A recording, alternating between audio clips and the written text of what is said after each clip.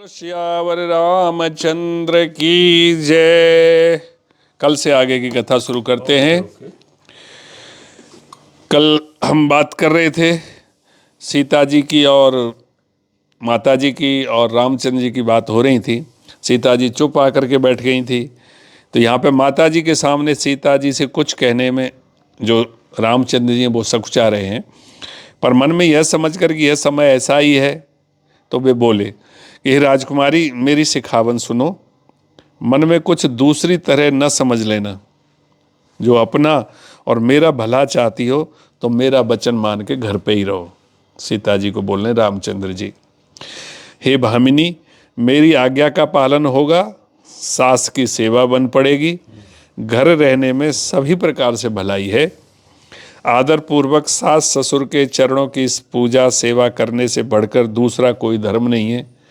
जब जब माता मुझे याद करेंगी और प्रेम से व्याकुल होने के कारण उनकी बुद्धि भूली हो जाएगी, वे अपने आप को भूल जाएंगी।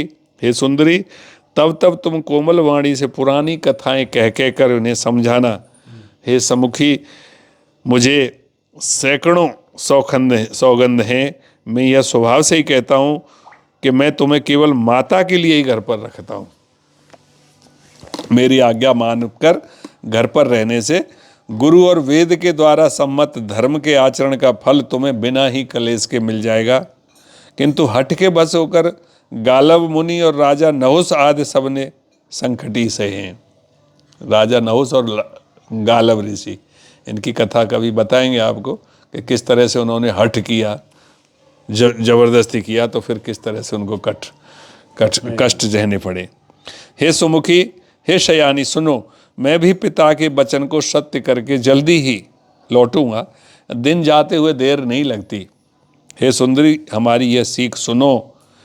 हे बामंगिनी, यदि प्रेमवश हठ करोगी तो तुम परिणाम में दुख पाओगी। वन बड़ा कठिन और कलेशदायक और भयानक है। वहाँ की धूप, जाड़ा, वर्षा और हवा सभी बड़े भयानक है। रास्ते में कुछ कांटे, बहुत से कंकड़, उन पर बिना जूते के पैदल ही चलना। तुम्हारे चरण कमल कोमल और सुंदर हैं और रास्ते में बड़े बड़े दुर्गम पर्वत हैं, पर्वतों की गुफाएं हैं, खोह दर्रे हैं, नदियाँ, नद नाले ऐसे अगम्य और गहरे हैं कि उनकी ओर देखा तक नहीं जाता। रीछ, बाघ, भेड़िए और सिंह और हाथी ऐसे भयानक शब्द करते हैं कि उन्हें सुनकर के धीरज भाग जाता है।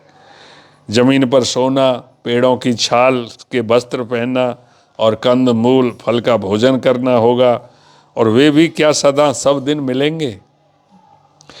सब कुछ अपने अपने समय के अनुकूल ही मिल सकेगा। मनुष्यों को खाने वाले निशाचर भी घूमते फिरते रहते हैं। वे करोड़ों प्रकार के कपट रूप धारण कर लेते हैं।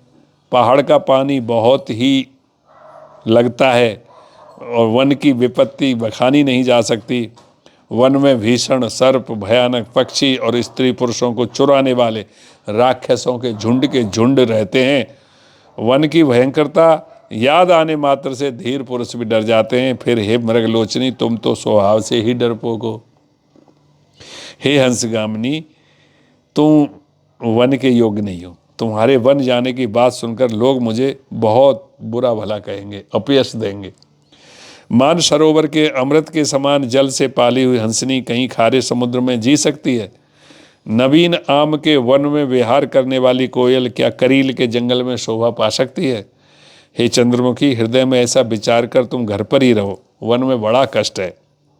स्वाभाविक ही हित चाहने वाले गुरु और स्वामी की सीख को जो सिर चढ़ाकर नहीं मानता, वह हृदय में भरपेट पछताता है और उसके हित की हानि अवश्य होती है।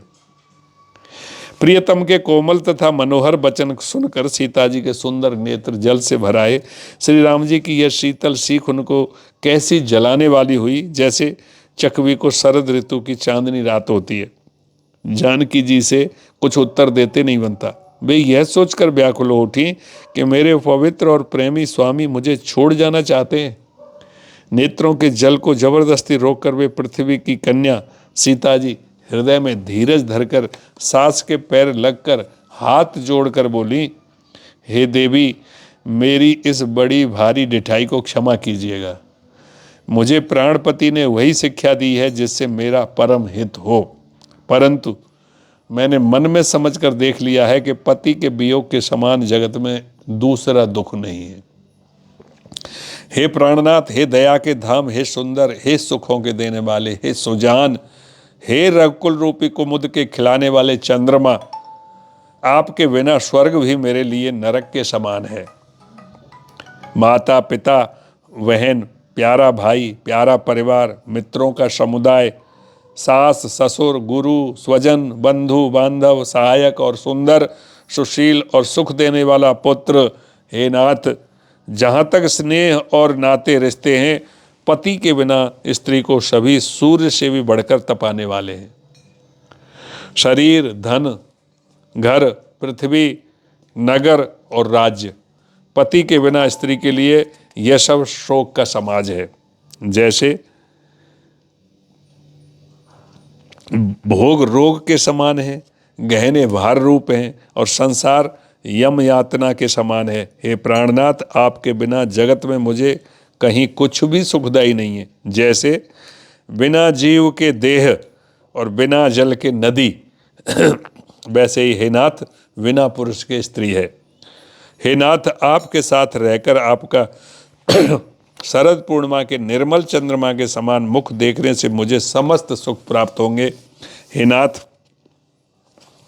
आपके साथ पक्षी और पशु ही मेरे कुटुंबी होंगे, वन ही नगर और वृक्षों की छाल ही निर्मल वस्त्र होंगे और पर्णकुटी पत्तों की बनी हुई झोंपड़ी ही स्वर्ग के समान सुख की मूल होगी।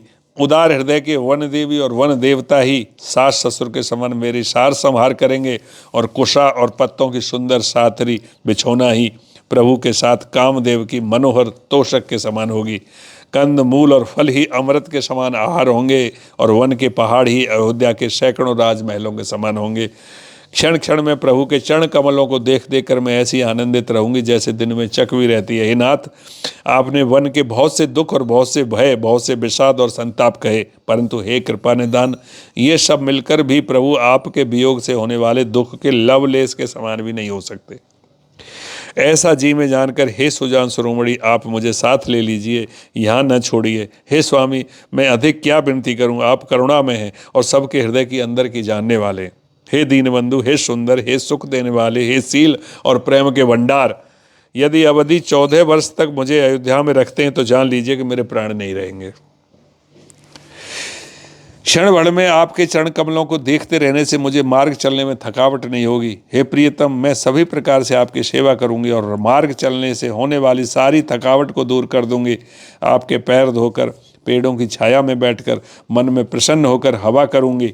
पसीने की बूंदों सहित श्याम शरीर को देखकर प्राणपति के दर्शन करते हुए दुख के लिए मुझे अवकाश ही कहाँ रहेगा। समतल भूमि पर घास और पेड़ों के पत्ते बिछाकर यह दासी रात भर आपके चरण दबावेगी। बार बार आपकी कोमल मूर्ति को देखकर मुझको गर्म हवा भी नहीं लगेगी। प्रभु के साथ रहते मेरी और आंख उठाकर देखने वाला कौन है, अर्थात कोई नहीं देख सकता। जैसे सिंह की स्त्री सिंगनी को खरगोश और श्यार नहीं देख सकते, मैं सुकुमारी हूँ और नाथ वन के योग्य हैं। आपको तो तपस्या उचित है और मुझको विषय भोग। ऐसे कठोर वचन सुनकर भी जब मेरा हृदय नहीं फटा तो ये प्रभु मालूम होता है कि ये पामर प्राण आपके वियोग का भीषण दुख सहेंगे। ऐसा कहकर सीता जी बहुत ही व्याकुल हो गई। वे वचन के वियोग को भी न संभाल सकी, अर्थात शरीर से वियोग की बात तो लग रही, वचन से भी वियोग की बात सुनकर वे अत्यंत विकल हो गई। उनकी यह दशा देखकर रघुनाथ जी ने अपने जी में जान लिया कि हठपूर्वक इन्हें यहाँ रखने से ये प्राणों को नहीं रखेंगी। तब कृपाल सूर्यकुल के स्वामी श्री रामचंद्र ने कहा कि सोच छोड़कर मेरे साथ वन को चलो। आज विषाद करने का अवसर नहीं है, तुरंत वन गमन की तैयारी करो। श्री रामचंद्र जी ने प्रिय वचन कहकर प्रियतमा सीता जी को समझाया, फिर माता के पैरों लगकर आशीर्वाद प्राप्त किया। माता ने कहा, बेटा जल्दी लौटकर प्रजा के दुख को मिटाना और यह निठुर माता तुम्हें भूल न जाए। हे विधाता, क्या मेरी दशा भी फिर पलटेगी? क्या अपने नेत्रों से मैं इस मनोहर जोड़ी को फिर देख पाऊंगी? हे पुत्र, वह सुंदर दिन और वो शुभ घड़ी कब होगी जब तुम्हारी जननी जीते जी तुम्हारा चांद सा मुखड़ा फिर देखेगी? हे तात, यहाँ भी आया, वत्स कहकर, लाल कहकर, रघुपति कहकर, रघुबर कहकर, मैं फिर कब तुम्हें बुलाकर हृदय से लगाऊंगी और हर्षित होकर तुम्हारे अंगों को देखूंगी। यह देखकर कि माता स्नेह के मारे अधीर हो रही है और इतनी व्याकुल हैं कि मुँह से वचन नहीं निकलता, श्री रामचंद्र जी ने उन्हें अनेक प्रकार से समझाया। वह समय और स्नेह वर्णन नहीं किया जा सकता। तब जानकी जी सास के पांव लगी और बोली, हे माता सुनिए, मैं बड़ी ही अभागिनी हूँ। आपकी सेवा करने के समय दैव ने मुझे वनवास दे दिया, मेरा मनोरथ सफल नहीं किया। आप क्षोभ का त्याग करें, परंतु कृपा न छोड़िएगा, कर्म की गति कठिन है, मुझे भी कुछ दोष नहीं है। सीता जी के वचन सुनकर सास व्याकुल हो गई। उनकी दशा को मैं किस प्रकार बखान कर कहूँ। उन्होंने सीता जी को बार बार हृदय से लगाया और धीरज धरकर शिक्षा दी और आशीर्वाद दिया कि जब तक गंगा जी और यमुना जी में जल की धारा बहे तब तक तुम्हारा सुहाग अचल रहे। सीता जी को सास ने अनेकों प्रकार के आशीर्वाद और शिक्षाएं दी और वे सीता जी बड़े ही प्रेम से बार बार चरण कमलों में सिर नवा करके चली। बोल सियावर रामचंद्र की जय। यहाँ कहा है तजब क्षोभ जन छाड़ियो छोहू, कर्म कठिन कछ दोषन मोह। कि कर्म की गति बड़ी कठिन है। गहनो कर्मणा गति, गीता में भी भगवान श्री कृष्ण ने कहा है कि कर्म की गहनी इतनी कठिन है कि उसको देख ही नहीं पाते। बहुत बहुत बहुत मतलब इतनी बारीक है कि उसके ऊपर में ये स्वामी राम सुखदास जी ने एक दृष्टांत दिया है, सुनाओ। वो दृष्टांत दिया है कि कर्म की गहन गति कैसी होती है कि कभी कोई पुरुष स्त्री बनता है तो स्त्री पुरुष बनती है। एक जन्म में वो उसका भाई होता है, एक जन्म में पति होता है, एक जन्म में माता पिता, इस तरह से होते हैं कर्म के जंजाल। अरे रुको सुनो, वो कर्म के जंजाल ऐसे मतलब लेके चलते हैं कि कहाँ से कहाँ कर्म उसको लेके फिरता है। तो ये कहानी है उसमें कि एक पंडित जी रहते थे और उनकी एक पंडितानी थी। वो बहुत पूजा पाठ करते थे, लेकिन पंडितानी को तत्व की था, उसको आगे पीछे की बातें सब पता रहती थी, कौन क्या सोच रहा है मन में वो भी थी, उसको इतना ऊंची मतलब वो थी भगवान की कृपा। पंडित जी जो है पूजा में करते रहते थे कि ये मिल जाए वो मिल जाए, भगवान से प्रार्थना करते रहते थे मन ही मन में। तो ऐसे जब रोज़ रोज़ देखा कि ये क्या मांगते रहते हैं, जबकि ईश्वर हर समय है और ये तो सारी चीज़ें जो यहाँ छूटने वाली हैं उनको मांग रहे हैं। क्योंकि क्या मांगेगा आदमी, जो यहाँ संसार में उपलब्ध है वही मांगेगा, और वो तो छूटना है, वो तो लेके नहीं जा सकता। तो उसको एक दिन उसकी मांग को देख करके हंसी आ गई। जैसे वो पूजा कर रहा था वो ऐसे आ रही तो झट हंस गई वो देख करके, वो तो अंदर ही अंदर मांग रहा था, वो हंस गई। तो उसने पूछा तुम हंसी क्यों? तो बोला नहीं नहीं रहना, छोड़ दो, क्या बात है। बोला नहीं नहीं बताओ तुम हंसी क्यों, कोई तो कोई जरूर बात है जो तुम मेरे को देख करके हंसी है। तो बोले अगर तुम्हें यही जानना है कि मैं हंसी क्यों, तो देख काम कर, जो दौड़ के जाओ इस समय, एक औरत जो है कुएं से पानी भर के आ रही है। शांत रहिए ना, सुनिए, तुमने सुनिए तो दूसरों को सुनने दीजिए। हाँ नहीं मैंने सुन लिया, शांत रह। तो वो बोले एक कुएं से पानी भर के आ रही है और वो गर्भवती स्त्री है, और वो उसको जाकर के पूछो कि मैं क्यों हंसी हूँ, वो तुम्हें बता देगी। इसका और आश्चर्य बढ़ गया, अरे ये क्या कमाल है यार, वो उसको कैसे पता है, वो कुएं से पानी भर के ला रही है, हंसी यहाँ पर है। वो दौड़ करके गई भाई, देखा रास्ते में आई वो एक गर्भवती स्त्री आ रही, उसी के गांव की थी, जानता था वो। तो वो जा करके जैसे उसके सामने गया, वो पहले से पहले बोले अरे पंडित जी आपको पंडितानी ने भेजा कि वो पंडितानी क्यों हंसी। उसको और आश्चर्य हो गया। तो बोला हाँ बिल्कुल मुझे बताओ, मैं वो पंडितानी क्यों हंसी। बोला अभी तो मेरे पेट में दर्द शुरू हो गया, बच्चा होने आया मेरा, तो अभी तो मैं नहीं बता पाऊंगी क्योंकि मुझे जल्दी से जल्दी घर पहुंचना है, और घर जा करके मैं एक बेटे को जन्म दूंगी, और बेटे के जन्मने में मेरी मृत्यु हो जाएगी।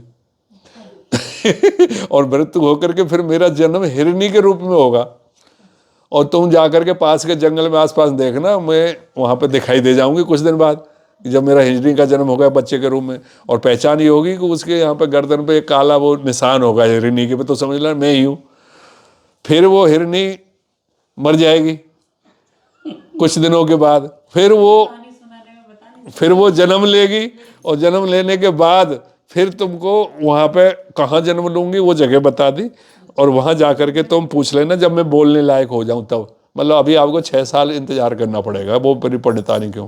बोलो अरे बाप रे इसको तो नहीं पता है, 6 आगे तक एक जन्म की, वो देखता हूँ ये झूठ बोल रही है। बोला ठीक है, वो रुक गया, जाके समाचार आया कि भाई वो उसके फलाने की औरत ने एक बच्चे को पैदा करके मर गई भाई। बोले मान गए यार ये तो सही है गई। अब उसको ये लगा कि 8-10 दिन बाद देखता हूँ कोई हिरनी ने बच्चा तो नहीं दिया। उस बांस के जंगल में गया, वो भी पता चल गया, वो भी बोले भाई ये तो सही है। अब उसकी टोह में लगा रहा वो कंटिन्यूसली, एक दिन देखा वो हिरनी मर गई, बोला मर गई। फिर उसने पता लगाया वो फलाने गाँव में जा करके वो जन्म लेगी। तो वो जाकर के वो गांव में पता लगा कि हाँ उसके एक लड़की हुई है किसी के यहाँ पे तो बोले यही है।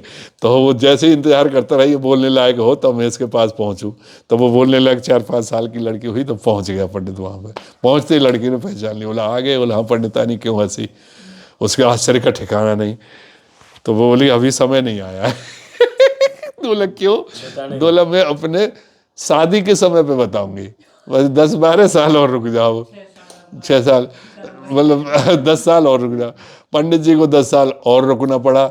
और बोला कि जब जब जो है मेरी जब बारात आएगी ना उस समय पे तुमको अपने आप पता चल जाएगा कि क्या है और किस लिए, और आप भी आओगे बारात में, और जब तब तुम्हारे आश्चर्य का सारा आश्चर्य टूट जाएगा। तो बोले कि अच्छा। माने कि भाई देखता रहा 8-10 साल 12 साल हो गए। अब उस लड़की का रिश्ता आया। कहाँ पे आया? इसी के गांव में, पंडित के में। और पंडित के गांव में किसके साथ हुई इसकी शादी तय? उस लड़के के साथ तय हुई जिसको वो जन्म दे के गई थी वो लड़का भी उतने साल का हो गया है।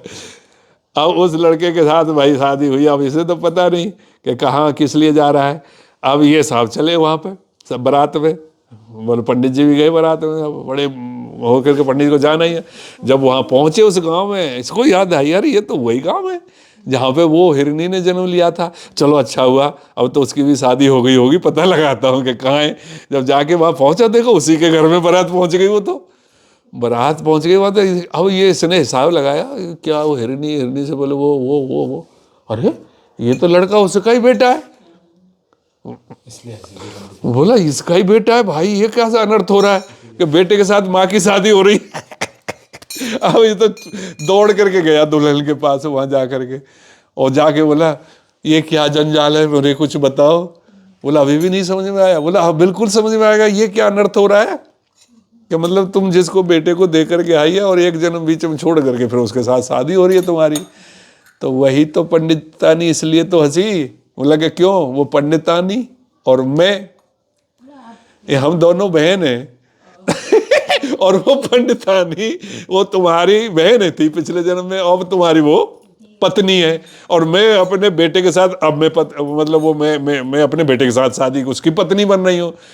तो वो इसलिए ऐसे ही कि तुम जो रात दिन भगवान से ये मांगते रहते हो तो भगवान को ये क्यों नहीं कह रही इस जंजाल से छुड़ाओ कि कर्म कैसा है कि पति को पत्नी बना देता है, पत्नी को बहन बनाता है, बहन को कुछ बना देता है। तो हमको तो ज्ञान है उसका, कुछ कर्म बाकी हैं उसके लिए हम आ रहे हैं उनको काटने के लिए, लेकिन तुम अपने कर्म क्यों बढ़ाए जा रहे हो अभी तक? इसलिए उसको हंसी आई कि इन कर्मों का कभी अंत होगा कि नहीं होगा, क्योंकि कर्म इतना गहन है। बोल सियावर रामचंद्र की जय।